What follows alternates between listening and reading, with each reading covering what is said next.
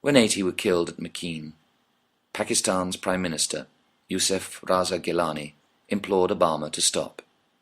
But the CIA's director, Leon Panetta, responded by saying his drones were effective and the only game in town.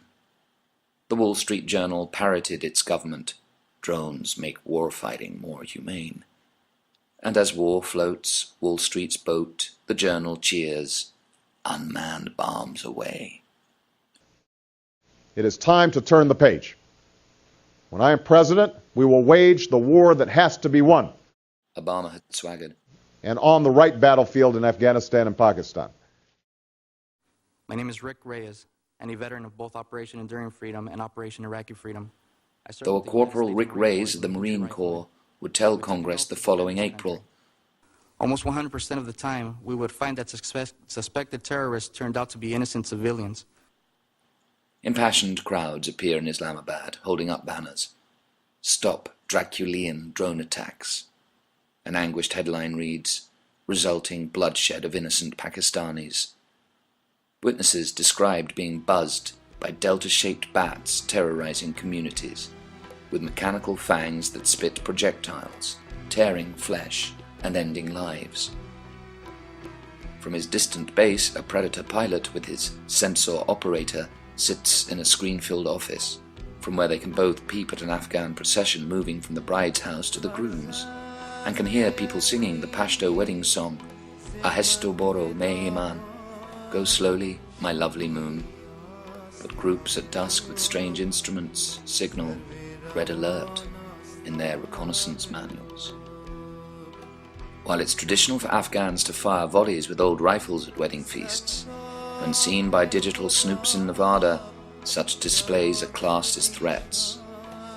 Two drone operators exchange nods, then launch a fireball to engulf the wedding party, and the president's favored weapon fries Pashtun flesh with 3,000-degree flames. The wedding songs drowned out by explosions. The wedding's future offspring are killed by keystrokes. Then their shift over, the drone operators use the drive home to Vegas to decompress. There's a brisk ritual in which the battle-hardened reassure novices. Ragheads incubate terror. You can save lives if you zap them. It's a neat plus, dude. This is a new way to wage war. Colonel Chris Chambliss of the 432nd Air Expeditionary Wing at the Creech Springs base plays tapes of his Predator drones to display his company's skill sets. That white spot that this guy is carrying is actually a hot gun. So it's been fired, and we already know that it's been used. We've met positive identification criteria that these are bad guys. And so now we can go ahead and strike these targets. He boasts to defense journalists there's an insatiable appetite for the system's capabilities, and he adds, "We're the victims of our own success." And so because of that, the enemy has to do things differently now. They have to hide more. They don't know when we're looking at them. They don't know where we are.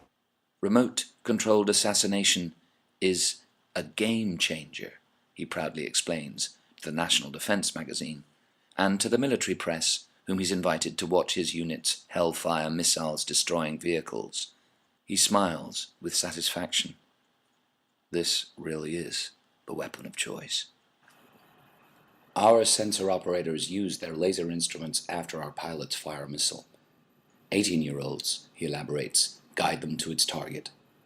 Sometimes, he admits, sensor operators have sought out a chaplain after an attack. A staffer chips in protectively. No one walks into it blind. To go at work and to do bad things to bad people is, and then when I go home and I go to church and try to be a productive member of society, those don't necessarily mesh well. Protesters placard the Creech base, ground the drones lest we reap the whirlwind. But the president views his robot flies as being so smart, blowback's impossible. So he dispenses predators and reapers with impunity, like a radiant TV housewife, whose sparkling smiles sell a brutal empire by sprinkling it with magic dust. In All Falls Down, Kanye West would sing, "The prettiest people do the ugliest things on the road to riches." When it's known that drone missiles are tipped with depleted uranium, the president's radiant smile looks radioactive.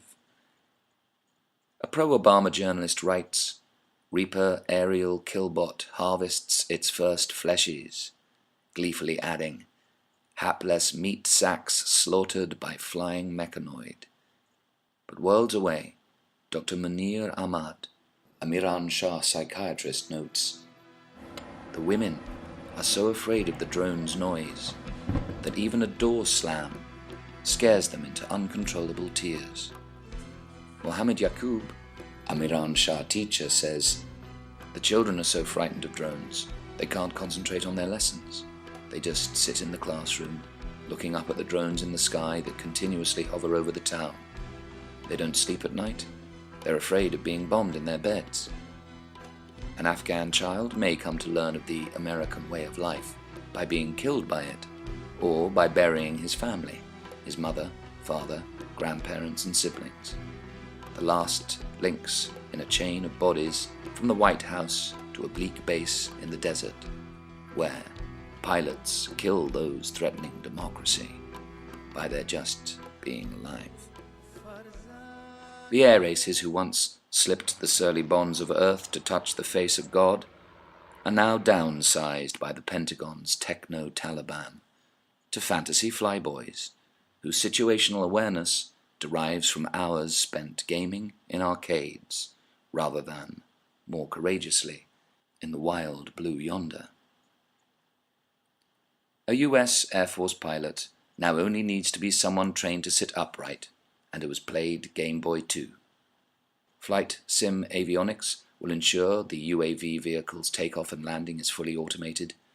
Commanders-in-chief, the drone's warlords, who direct these squadrons of couch potato killers, are turning their air force into a chair force that can wipe out Afghans by flicking a joystick.